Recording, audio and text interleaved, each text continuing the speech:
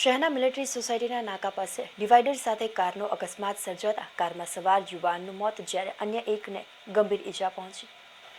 અકસ્માતની ઘટના અંગે પ્રાપ્ત વિગતો મુજબ ભાવનગરના દેસાઈનગર 2 ગજાનન બંગલોની પાછળ આવેલ નૌકારવાળા ખાંચામાં પ્લોટ નંબર 10માં રહેતા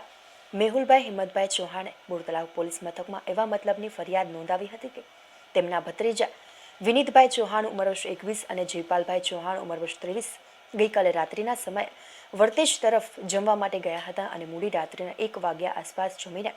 કાર નંબર GJ4 BE 8018 લઈને ઘરે પરત આવી રહ્યા હતા ત્યારે મિલિટરી સોસાયટીના નાકા પાસે આવેલ ફોન પ્લસ દુકાન સામે કાર ડિવાઈડર સાથે અથડાતા વિનીતભાઈ અને જયપાલભાઈને ગંભીર ઈજા થતા બંનેને સારવાર માટે 108 એમ્બ્યુલન્સ મારફતે હોસ્પિટલ ખાતે ખસેડવામાં આવ્યા હતા, જ્યાં ફરજ પરના તબીબે વિનીતભાઈને તપાસીને મૃત જાહેર કર્યા હતા। આ બનાવ અંગે બોરતળાવ પોલીસે વધુ તપાસ હાથ ધરી છે।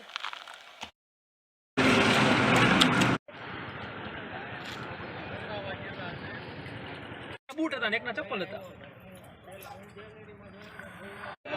અમારું નથી એવું ના ભાઈ ના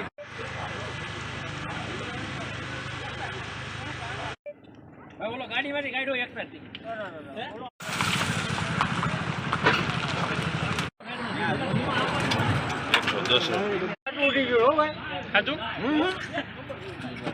ફોટો પાડે